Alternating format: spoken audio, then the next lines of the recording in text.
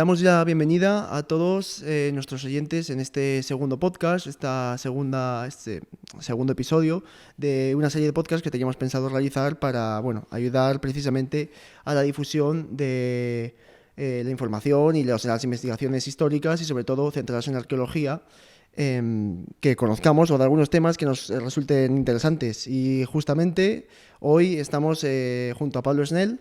Muchas gracias por venir.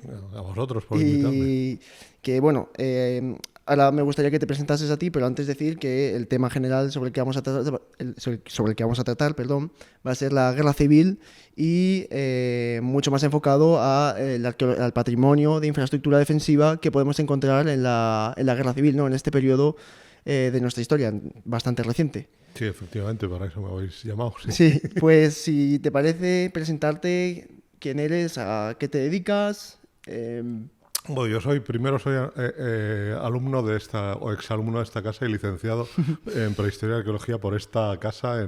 Y yo he dado muchas clases en este mismo aula en el que estamos cuando no estaba con esta decoración tan bonita.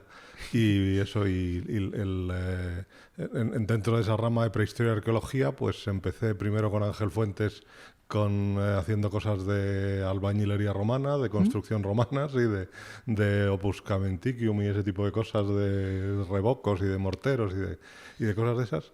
Y luego pues empecé allá en el cambio de siglo por interesarme por la fortificación a mí siempre me han interesado los castillos en general y la fortificación, pues una rama más concreta que es la fortificación de la guerra civil, y a partir de ahí pero siempre desde un punto de vista de la fortificación como elemento material, como elemento, pues digamos, sujeto de ser investigado arqueológicamente. Claro, eso, como patrimonio arqueológico. Hasta hace relativamente poco no se ha hecho eso, pero sí, la fortificación como elemento como bien material, como elemento material. Sí.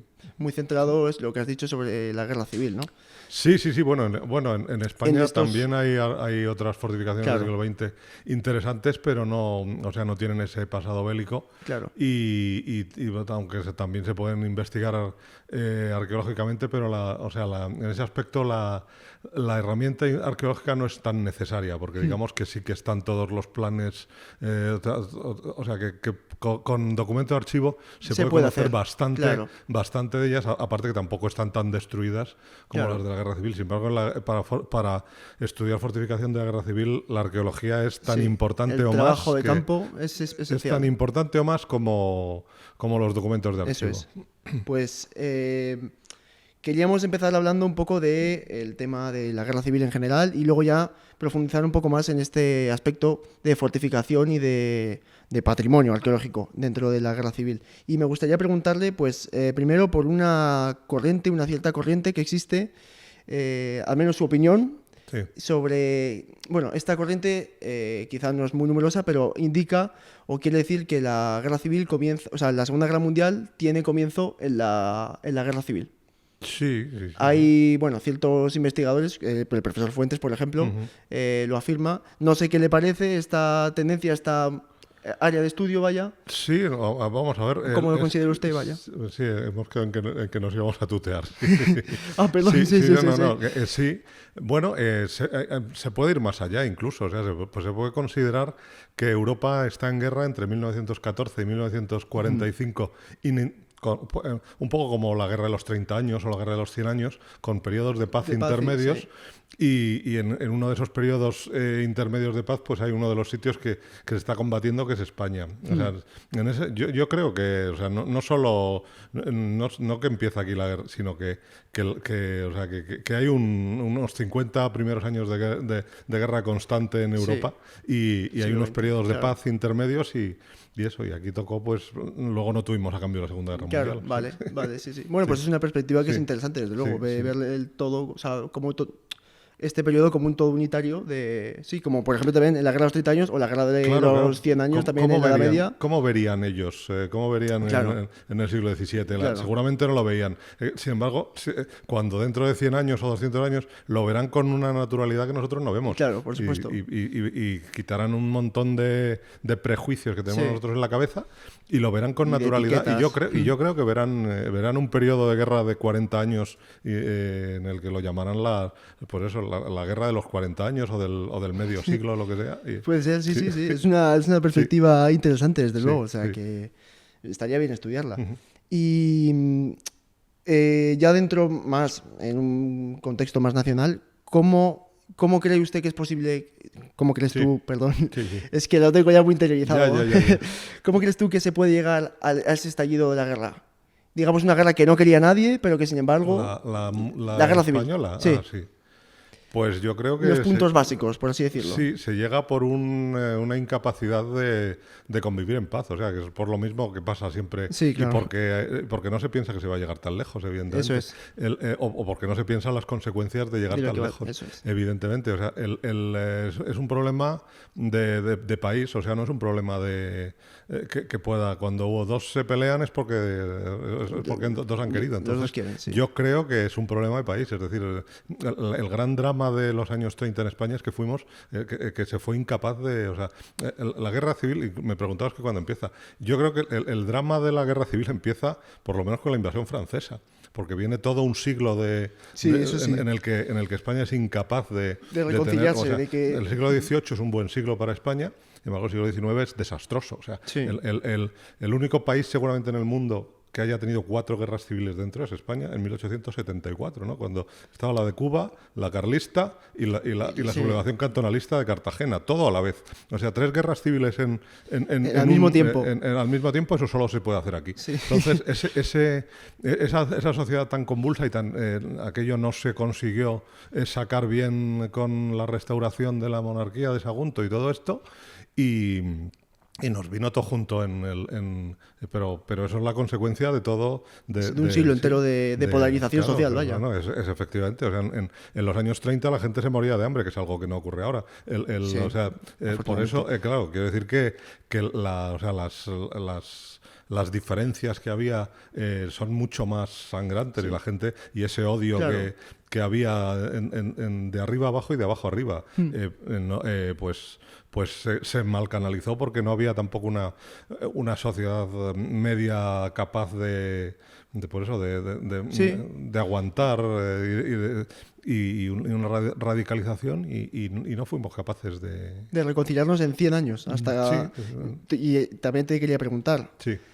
No nos hemos reconciliado a día de hoy. Porque el tema de la guerra civil sigue siendo en muchos casos un gran tabú en nuestra sociedad. Claro, pero uno ve, cuando tú lees como historiador cosas de la guerra civil y coges un libro de 1930 o de 1935 y habla de la guerra civil, habla de la Tercera Guerra Carlista, que entonces estaba también en las bestialidades de la Tercera Guerra Carlista que se habían cometido, estaban todavía muy presentes. Sí. Es decir, sí. No se olvida. Ahora yo creo que, bueno, salvo en ciertos sitios que todavía sigue, pero yo creo que ya ha pasado el tiempo suficiente y aquí evidentemente no ha pasado el tiempo suficiente para olvidarnos de los desmanes de sigue siendo un tema conflictivo cuando en el debate político a nivel social sigue siendo todavía... Pero yo creo que la sociedad está más madura que los políticos. Puede es decir, ser. Los políticos eso sí puede ser. Se pelean como cacarean, como ponía el José Mota el otro día en lo de fin de año y cosas de esas.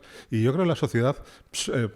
o sea, cualquiera lo estás viendo que ha sabido pasar página. No, o sea, los políticos enseguida tienen miedo, pues son muy cobardes. No, de este tema no se habla. Y luego la sociedad puede hablarlo. No tiene tanto miedo a hablar de estas cosas aquí estamos. Exactamente, pero estamos y Ángel está con las foras y cosas de esas. Y luego no es tan traumático como... Básicamente necesita estudiarse o necesita dialogarse para poder dejarlo atrás, para poder cerrar el capítulo, si es que algún día se puede cerrar. Son las fases del luto, ¿no? De la negación, de no sé qué. Yo es que no me las sé, pero... No, yo tampoco, pero sí sé a qué te refieres. Sé que son esas fases igual que son las personas, lo son las sociedades, y ahora pues hemos pasado la fase de negación, luego estás en la fase de aceptación y no sé qué, al final llega ya a la de la aceptación de las cosas tal como han sido y ya está. Y ya está. Para eso hace falta quizá elementos como este que efectivamente, cuanto estas cosas se miran más desde un punto de vista científico,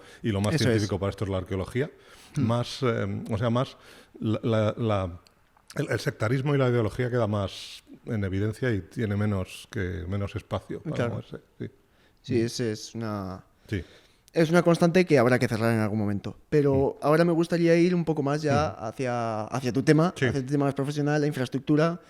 ¿Qué es la infraestructura defensiva de la guerra civil? Y ¿cómo podemos decir? Bueno, todos sabemos lo que es un búnker, o al menos la palabra búnker, pero ¿hay algo más que búnkeres? ¿Hay algo más que...? Bueno, es lo de siempre. Los términos son... muy genéricos. O genéricos, o demasiado genéricos, o demasiado concretos, o demasiado... quiero decir, el término búnker para los militares no es lo que es para nosotros. El término búnker para los militares es una construcción subterránea de mando principalmente y fuertemente blindada, es decir, no es un nido de ametralladoras o lo que normalmente la gente cuando se refiere a búnker. Y de hecho, así en la literatura científica que se va consolidando, ese término no se emplea. Porque, claro, entre otras cosas porque en guerra civil no se empleó ese término, es decir, es un término extranjero que se generaliza en España a partir de los años 40. Entonces, en guerra civil, muy pasada. Las primeras noticias que se están... porque hay gente que se dedica a cosas y hay gente que está tratando de buscar cuál es la primera referencia a búnker que hay. Y sí, está en una comisión que fue a estudiar, una comisión republicana que fue a estudiar fortificaciones a la zona de Checoslovaquia a finales de 1938, en el otoño de 1938, y ahí por primera vez en un documento utilizan esa palabra, pero solo estaba, es decir, normalmente en los años 30 en guerra civil nadie entendería la palabra búnker, no sabrían a lo que te estaba refiriendo. Entonces todo lo que es la fortificación en general de guerra civil, pues a mi juicio, a mi modo de ver, es una de las más interesantes del siglo XX, incluso de la historia de la fortificación, porque es una fortificación construida, pues eso, por un ejército dividido, por un país dividido, es decir, por los mismos ingenieros de un lado y de otro. Es decir, con la misma formación de fondo, pero luego aplicando esas cosas de una forma distinta y además luego dando una libertad muy grande a cada una de las unidades, de forma que cada una de las divisiones, de los cuerpos de ejército, hace sus propias unidades, sus propias fortificaciones. Tendentes a la uniformidad, ¿no? Pero no es como el muro del Atlántico, ¿no? Donde tienes 400 o 500, no recuerdo cuántos son, modelos de casamata y de ahí no te sales. Aquí cada uno hace el suyo y luego lo aplica a su manera, con lo cual tienes una riqueza de fortificación que no la... No hay una fortificación que sea exactamente igual que la otra, vaya. Sí, las hay estandarizadas, pero hay mucha diversidad entre esas. Claro, pero esa estandarización no pasa de... Es decir... Las divisiones hacen sus modelos, los cuerpos de ejército hacen sus modelos y luego hay unidades, por ejemplo, unidades en el bando republicano como el 5º Regimiento que hacen sus propias fortificaciones, ¿no? Con lo cual al final también todo esto, lo bueno que tiene todo esto es que se está empezando a conocer ahora, o sea... Eso, bueno. Conocemos muy poco y dentro de 10 años o 5 años, la mitad de las cosas que estoy diciendo ahora habrá que desdecirse o os desdeciréis vosotros o quien sea. Pero lo bueno también que tienes eso, que estás entrando en un tema que no estaba tocado, con lo cual todo es nuevo. O sea, tú vas al campo y todo es nuevo. Vas a los archivos y todo es nuevo. Y además, como tienes esa cantidad, porque claro, es que el muro del Atlántico, yo empecé en fortificación del siglo XX con el muro del Atlántico. A mí lo de España me parecía muy poca cosa, me parecía una birria, porque comparado con los nidos de submarinos de Alemania o el muro del Atlántico, pues son fortificaciones muy pequeñas, muy de andar por casa, pero sin embargo son mucho más interesantes, porque tú vas a Normandía, vas a Bretaña o a Dinamarca y dices casamata HS 31, ya, no sé qué. Está toda... Y es que es esa, no es... Ya no hay otra. Y tienes a lo mejor 800 casamatas iguales.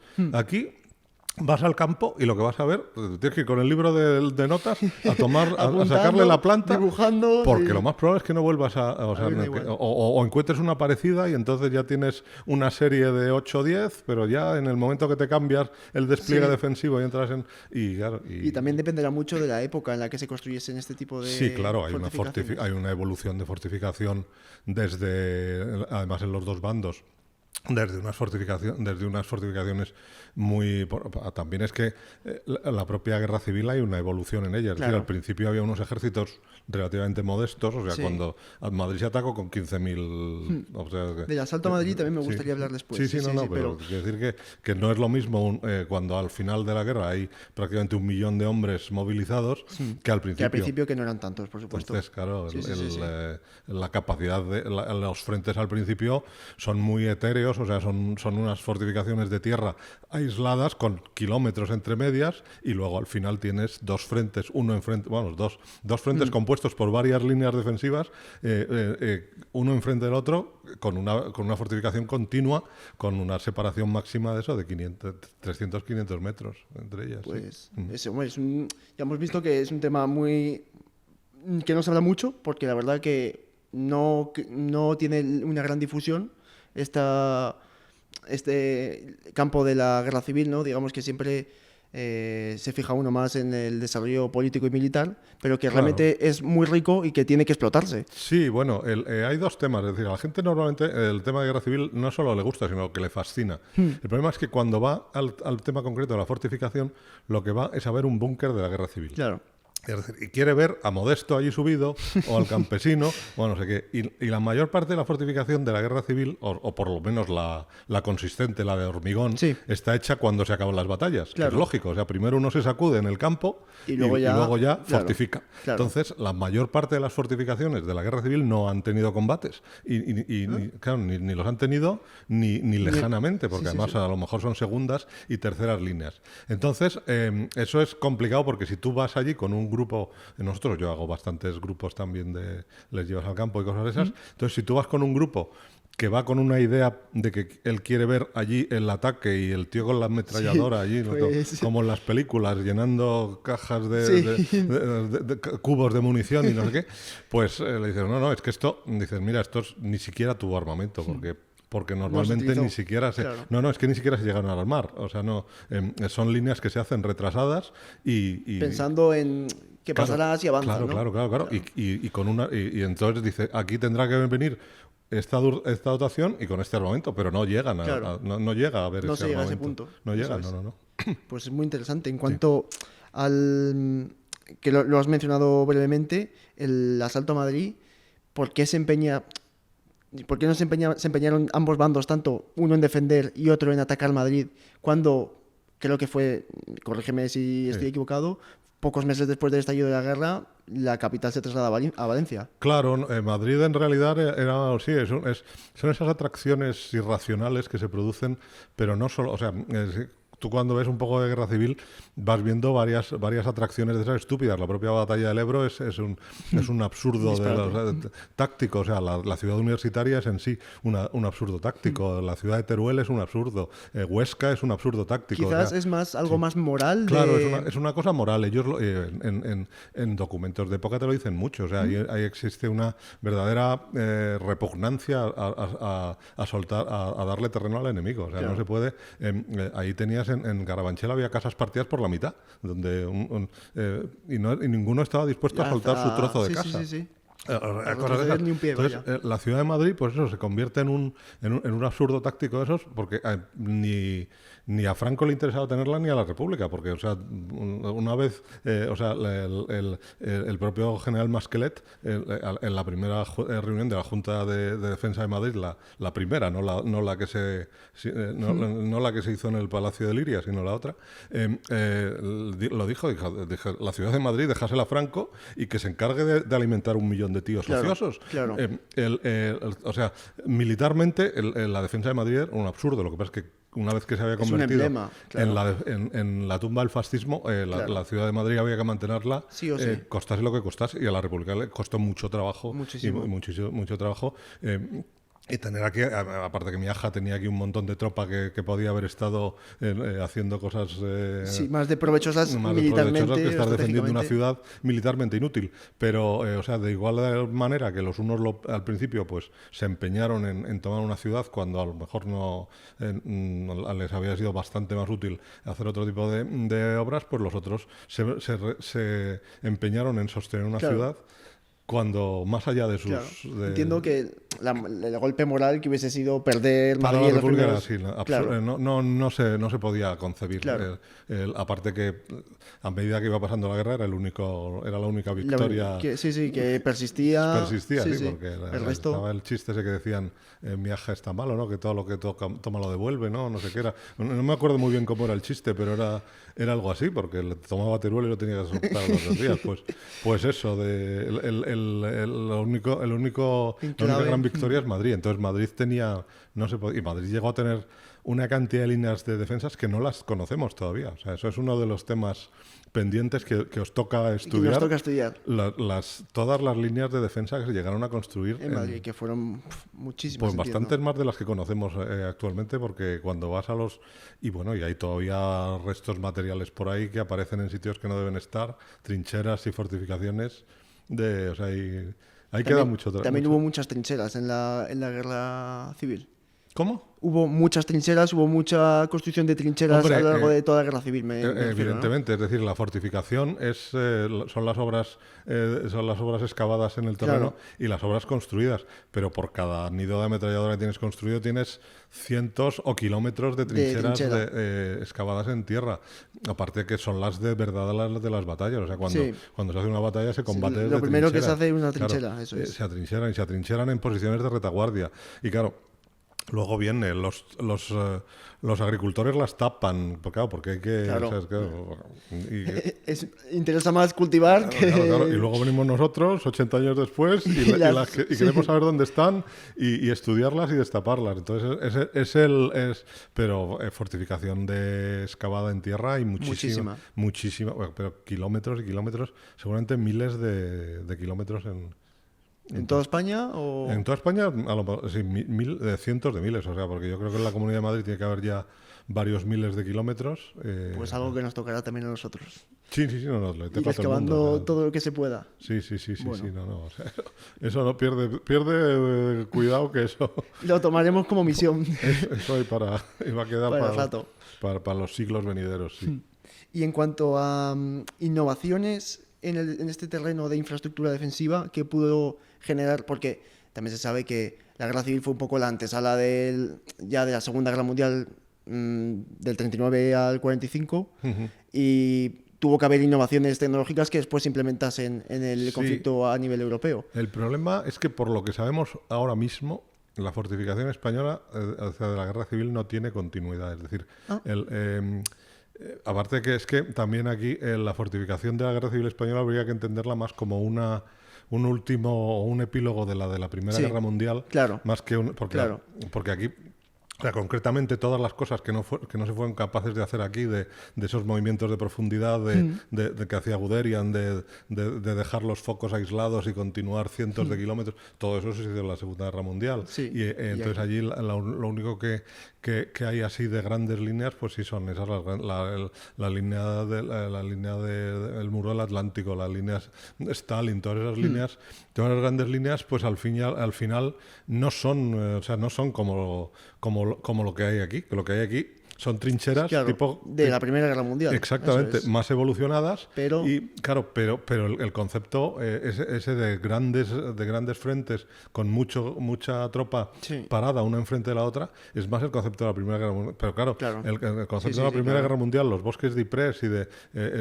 esa zona llana no tiene nada que ver con Con España, que España, no, que no. es una geografía, o sea, de constantes altos y bajos y Claro. montañas y cosas de esas, con lo cual aquí la fortificación es mucho más, Claro, mucho más desarrollada. difícil, ¿no? Y más difícil y más, o sea, más complicada. ¿Se desarrolló mucha fortificación en lugares montañosos? Sí, claro.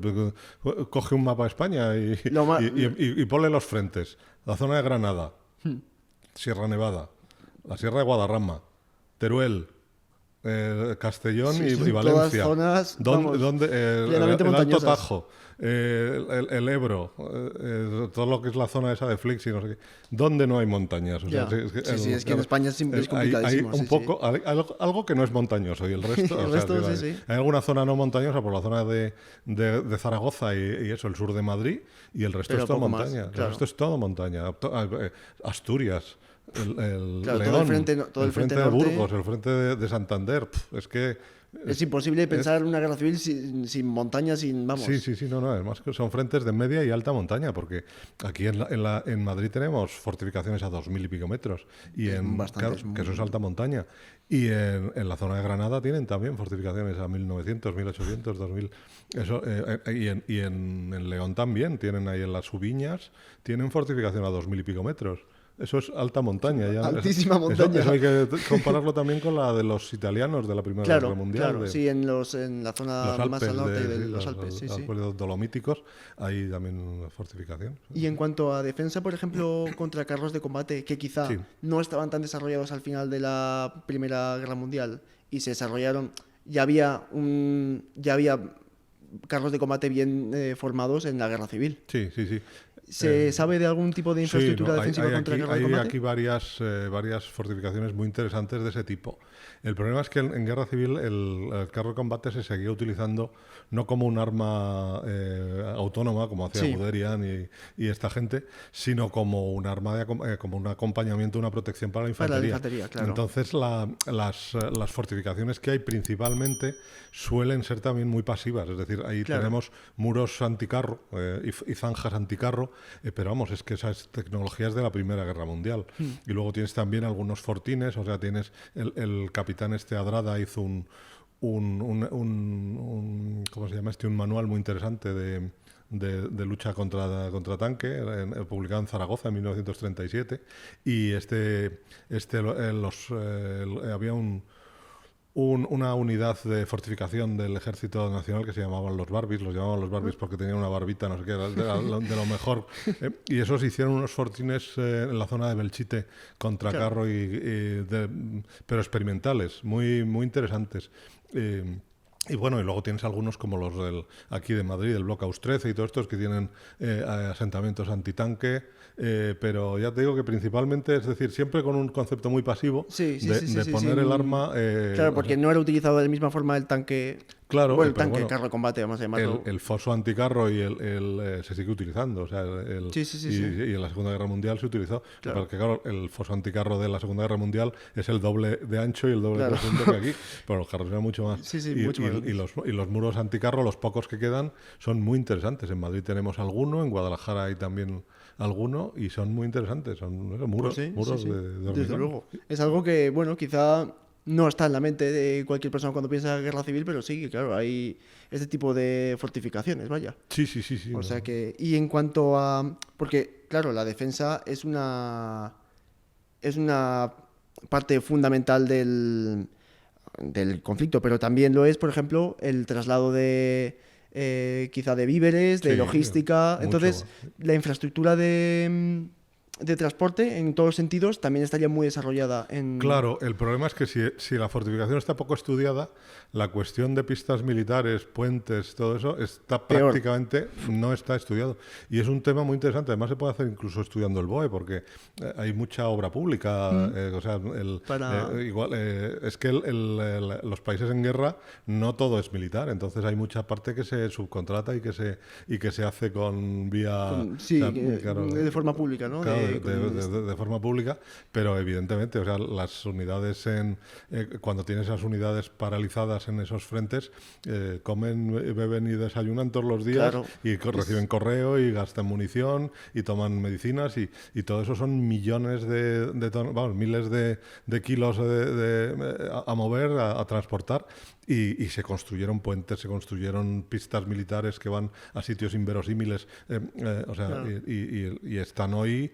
Lo que pasa es que ya digo que muchas están, pero ahí también muchas veces las identificas arqueológicamente, más que porque como hay poca investigación sobre el papel.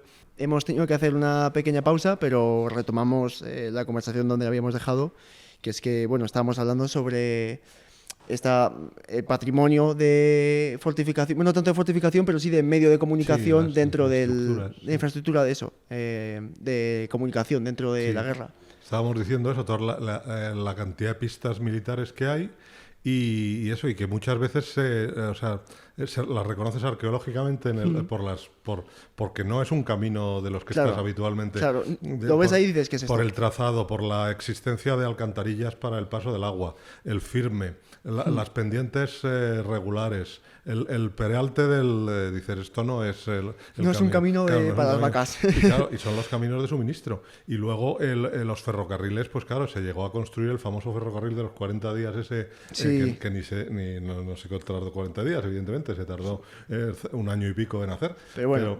Pero vamos, se construyó un ferrocarril para abastecer a la ciudad de Madrid. Claro. Pero bueno, es que, Es que también... se encontraba totalmente cercada. Ya, pero bueno, eso también es la propaganda y no hay que ser infantil. Es decir, claro. eso se publicitó, que se construía un ferrocarril para traer comida y leche en polvo a los niños de Madrid, y aquello traía principalmente armas y suministros a los cuerpos de ejército que defendían Madrid. Claro. Y además también traían algo de comida para la... Sí, pero fundamentalmente seguro que... Es que cuando un país se pone en guerra, las cosas cambian mucho y los militares son los que mandan y el ejército es el que se lleva la Claro, porque sí.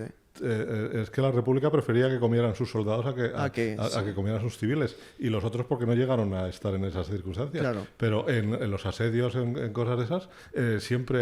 Es lo que hemos dicho, había que defender Madrid sí o sí, costase lo que costase. Claro, o sea además no conseguía la República evacuar a la población civil, que no querían irse. Que se quedaba allí, pues no pueden hacer... Pues a pasar hambre y a compartir Eso, publicitariamente quedaba muy bien, pero como propaganda, que también el elemento propagandístico siempre es importante en toda guerra. Y, podemos verlo en la guerra de Rusia y Ucrania actualmente, es importantísimo. Pero bueno, hay que ser, con el tiempo, con una mirada histórica, hay que ser... Hombre, ahora mismo no podemos saber lo que pasa en Ucrania pero dentro de unos años... Pues habrá que verlo. Ahora, lo que sí podemos saber es lo que pasó en la guerra civil y estudiar la propaganda como lo que es, como propaganda y como parte, pero no seguir manteniendo no seguir manteniéndolo como verdades. Por ninguna de las múltiples propagandas que se han hecho. Hay que ponerlo, sencillamente, analizarlo científicamente y ver qué es verdad y qué no es verdad. Y habrá partes que sean ciertas y partes que no. Y ya está, no tiene... Por supuesto. No tiene más misterio. De manera objetiva. Sí. Y en cuanto a... Hemos hablado que ambos bandos tenían grandes infraestructuras defensivas, pero podríamos decir que uno de los dos bandos tenía más construido o más fortificaciones construidas que el otro. En principio la República construyó más que por su papel defensivo también en muchas... Bueno, no, pero ahí, es decir, vamos a ver. La defensa es un concepto militar, es decir, cuando uno se establece un frente defensivo es un concepto militar. Es decir, la guerra siempre se gana atacando. Claro. Defendiendo. Quien diga o sea, nunca se ha ganado una guerra en defensa. Es decir, si tú no ocupas el territorio del enemigo, nunca vas a ganar la guerra. Entonces, lo que pasa es que para que esa parte se pueda atacar, pues tienes que tener, cuando tienes unos frentes tan largos como ocurría en España, pues el resto lo tienes que tener a la defensiva.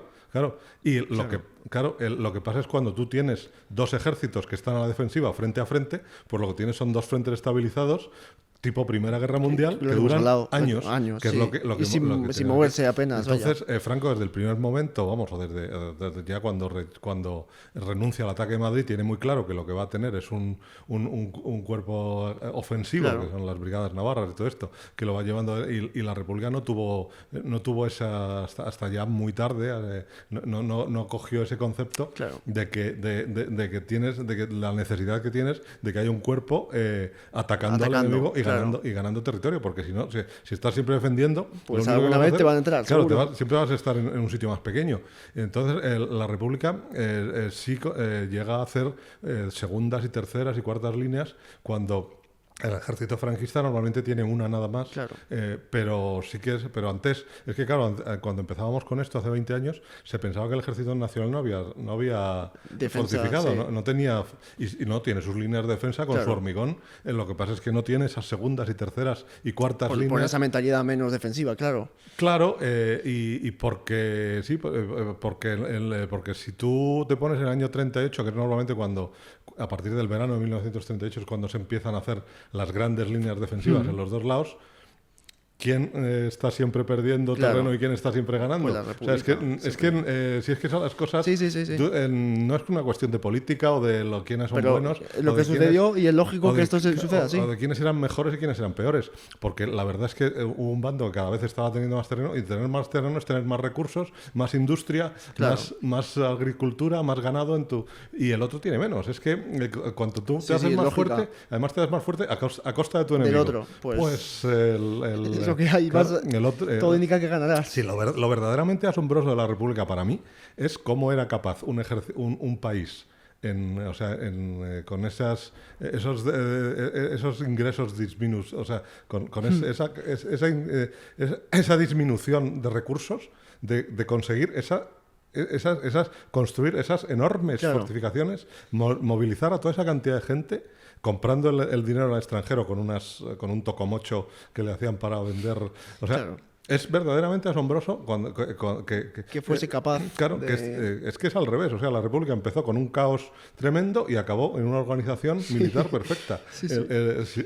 Quizás un poco tarde, Claro, porque... si lo hubiera hecho al revés, seguramente el golpe no habría podido Puede ser. Sí, sí, claro, claro. prosperar. Pero el caso es así. O sea, es verdaderamente asombroso porque, claro, yo no me siento identificado con ninguno Claro. o más con uno que con otro. Entonces, yo creo que lo asombroso es el país, para Sí, por sí. la mitad, cómo es capaz, porque el otro también le faltaba la otra mitad del Claro. país. O sea, Claro, sí, sí, sí, claro, cómo es capaz un país de sacudirse contra su hermano, construir todo eso, movilizar a un montón de gente, sacarla del campo y de los llevarlas medios al de frente. producción, y además y comprando todo al extranjero, porque a Franco tampoco le regalaban No, las claro. armas. El último pago de la ayuda alemana se hizo en el año 77. O sea que ya se Muy pasaron años, tardíamente. claro, ya se pasaron años. Los dos lo cobraron en efectivo. Pero claro, pero los dos, ¿quién pagó eso? No le pregunto, oye, ¿tú eres de derechas o de izquierdas para pagar? No, eso lo pagaron los españoles. Sí, sí, todos. Claro. ¿Te gustase o no te gustase? Sí, no, eso claro. no hay- No, muy tardíamente, eso me ha sorprendido mucho. ¿no? Y en cuanto, ya dejando un poco más de lado el tema de, bueno, no dejándolo de lado, sino pasándolo a segundo plano, pero me gustaría centrarme también en qué parte de patrimonio es esto, cómo está de defendido este tipo de patrimonio a nivel legal. Sí, pues esto, normalmente estamos en lo mismo. Esto es muy nuevo. Claro. Muy nuevo como la valoración social, patrimonial y legal de ello. Hace 20 años no tenía ninguna protección, Claro. escasa valoración social o nula, y entonces las fortificaciones se destruían sin ningún tipo de consideración ni de... yo lo he visto, yo tengo fotos de las máquinas destruyendo, porque... Pero es que tampoco es Ya. decir nada, no estaban haciendo nada ilegal. Nada, Ya, porque no estaba protegido. no tenía ninguna protección. Si no interesaba y no estaba protegido, pues interesa más hacer un edificio, de lo que sea. Entonces, a medida que... Pero no es solo esto. O sea, esto es una cosa genérica de la valoración del pasado reciente, de todo el patrimonio del pasado reciente, de lo que es la arqueología industrial, la economía pastoril, todo esto, ahora está también valorado y Claro, se protegido. está revalorizando. Entonces, es lógico que un elemento histórico, aunque no tenga más que 80 años, lo valores. Entonces, la sociedad, primero lo valora la sociedad, luego lo valora ya la clase Sí, política los porque no le queda políticos. más remedio. Y finalmente lo protegen, que es ya el último, porque claro, el problema último de paso. los organismos de cultura y de patrimonio es que tienen que hacer frente cada vez a un patrimonio cultural más grande, porque claro, no les sacas el paleolítico, bueno, evidentemente, ¿no? Y no les dices, oye, ahora te meto la fortificación de la guerra civil y les protegemos las iglesias románicas, ¿no? Pues cada vez es más grande, pero también eso es parte de la sociedad madura democrática y claro, que en la que vivimos, que vas valorando estas cosas y las vas protegiendo. Entonces, ahora estás en un periodo en el que se están empezando a proteger. La Comunidad de Madrid lo protegió en 2013, la fortificación de la guerra civil en general. Ahora se está haciendo el inventario de Castilla y León también para protegerlo. Bueno, son buenas noticias. Ha habido también protecciones específicas como la del Cinturón de Hierro de Bilbao, parte del Cinturón de Hierro, porque se hizo un inventario y se quedó parte fuera, porque esas son cosas de cuando hablas con claro, la administración... sí, no, la comunicación no suele ser... No, además la administración maneja su propio lenguaje y te hacen una protección genérica que no es tan efectiva como la protección específica. Entonces, cuando hacen la protección, por ejemplo, los castillos, todos los castillos de España son BIC por Ministerio de la Ley, pero claro, vete tú a demostrar que esto es un castillo cuando es una ruina o cosas de esas.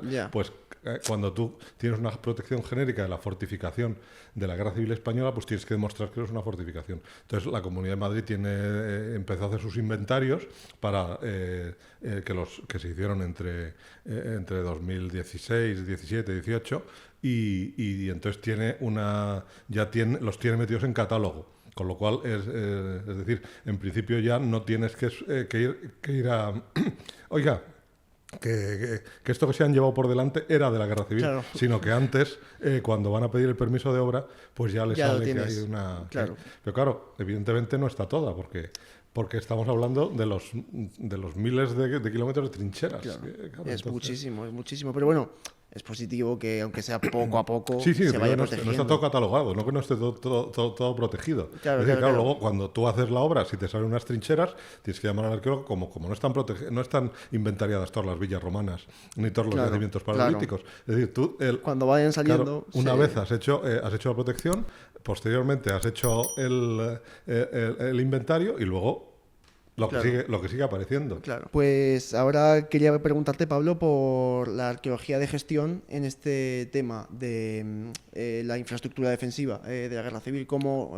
¿En qué situación se encuentra o qué importancia tiene la arqueología de gestión y de urgencia en este aspecto? Pues una vez que se ha normalizado la arqueología de la Guerra Civil como de cualquier otro periodo histórico, pues pasa a ser, pues eso, como cuando se produce una obra pública, se produce un solar, hay que excavar o lo que sea, pues sencillamente hay que excavar lo que sale allí. Claro.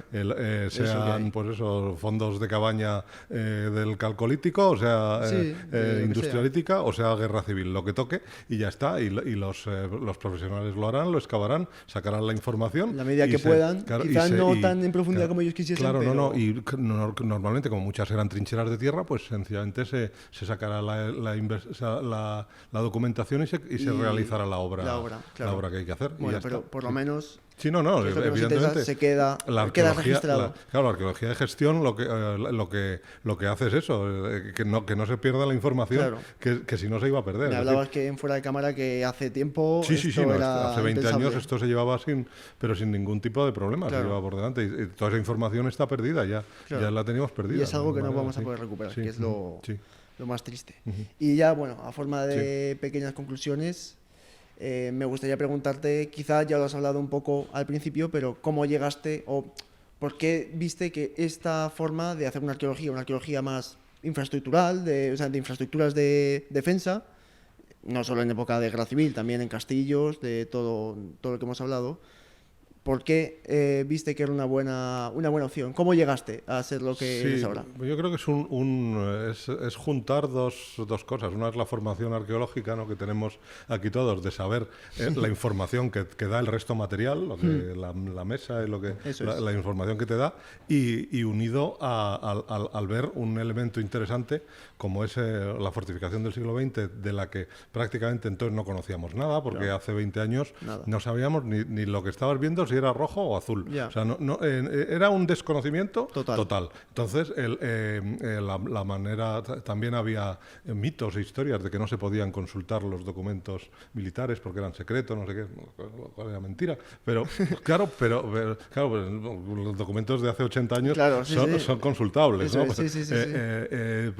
Pues todo eso te hace ir a interrogar al resto material. Yo también de los castillos siempre hemos ido a los castillos a ver que si la arquitectura de la arqueología de la arquitectura, los paramentos, lo que se llamaba lectura de paramentos y cosas de esas. Entonces, todo eso te lleva a interrogar al resto material y ya está. Ha sido la arqueología, podemos decir que ha sido la arqueología la que te ha llevado a ser la lo que arqueología eres. te permite estudiar todo. Entonces, cuando tienes una cosa que te da tanta información, pues lo único que hay que hacer es ponerse y tratar de ponerte a hablar con el resto y a ver qué te cuenta, ¿no? Claro. Sí. Y te cuenta cosas muy interesantes. Sí, porque quizá siempre ligamos mucho la historia a un hecho, pues eso, más de archivo, de estudio de diarios antiguos, de crónicas, pero también una parte importantísima y sobre todo algo que no se tiene tan en cuenta en la arqueología, digamos, más contemporánea, en la historia contemporánea es la arqueología, que muchas veces no está tan bien valorada como la arqueología en época prehistórica,